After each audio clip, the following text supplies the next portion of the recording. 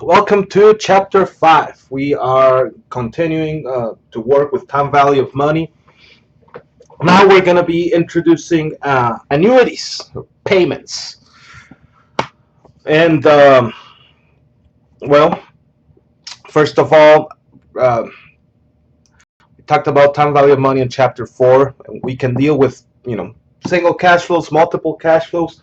It doesn't really matter how we deal with it. We are going to have a lot of types of problems, a lot of different problems, and we need to address those problems. Right? So right now we're going to be working with what we call annuities. Think of buying a house or buying a car, right? If you buy those on credit, you're going to be paying an amount, right? An amount every month. That amount is called a payment or it's called an annuity. We know that it's leveled, which is it's going to be the same amount every month. We know that it has the same spacing with respect to time. That is, we're going to be paying every month, right? We're going to be paying this every month. And finally, the third characteristic is that the stream of payments is going to have an end, right? So it starts whenever it starts, it's going to end, and we have a limited number of payments. So this is the formula in order for us to calculate future value if we're doing an annuity. We're going to go over an example, and I'm going to show you how to do it in the calculator. So here we invest $100 at the end of each year for 5 years. Now, this is important. One of the assumptions of payments, if we want to be precise, of ordinary annuities, is that we invest at the end of the year, right? So the end of the year, it's the important part here. So we're investing $100 at the end of the year for 5 years. And interest rate is 8%. Now here's one thing we need to consider, okay? At the end of this year, we're gonna put $100 in our account, right? Then at the end of the second year, we're gonna put $100, an additional $100. Now, through that first year where our money was sitting in the bank, that money earned 8%, right? We're adding an extra $100 at the end of the second year, and that whole amount is also going to earn 8%, right? So as we keep on adding more money, that adds up to our original amount. Our principal is going to grow, and everything earns interest. This is the most important part that we need to consider when we are finding or when we're dealing with annuities. We are earning interest, or we're going to have to pay interest, right? There's interest involved all the way. So this is the most important thing we need to recognize when we work with annuities. So if we go to our calculator, we know that n is going to be equal to 5, right? We're going to be working for 5 years, therefore n is going to be equal to 5. Interest rate is given, 8%. We have no information of present value. That is, we don't start with anything. Sometimes we're going to say, okay, we have $1,000 in the bank and we're going to start saving $100 every year. Well, that's a different story. We don't have that information in this problem, so that goes to 0. Payment is $100 and it's negative.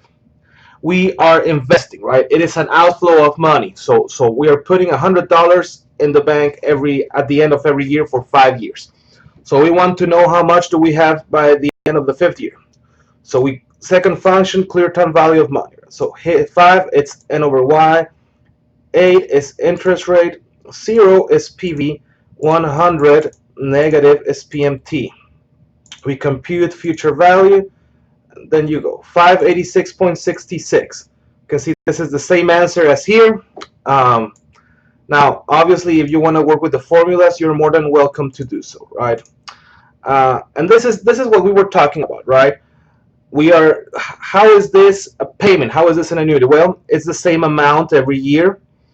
Same amount, comma, every year, right? So we're putting $100 and it's going to happen every single year. Now, we're doing it for 5 years, so that stream of payments has an end, right?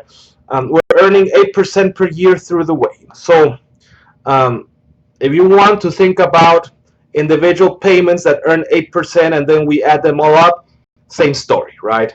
At the end, we're going to have our future value of $586.66. So if we have multiple annuities, well, we do the same thing, right? I mean, we are gonna calculate them separately and then we add them up. I'm gonna show you an example. Hopefully, it's gonna make more sense. So we're investing $100 at the end of each year for the first 3 years. We can see, and then it goes up to $150 for years 4 and 5, right? So we can split $150 and say we are doing $100 and then an extra $50, right? Um, that way, we're gonna have a payment of $100 per year for 5 years, right? I mean, that's we cannot do 100 and 150 in payment because those are different amounts. However, if we make everything equal to 100, that could work, right? And then we're gonna calculate just the future value of 2 payments of $50. So this is the formula that we're gonna be using, right? We already This first part is what we just did, so it should be the same number. For the second part, 2 is N, 8 is the interest rate, 0 is PV, 50 negative is PMT, and we should have 104, right? So let's come here. Okay, so this is what we're doing, right? We have 104, which is the future value of $50 in 2 years. Then we have 586.66 that we already have, right? So that's plus 586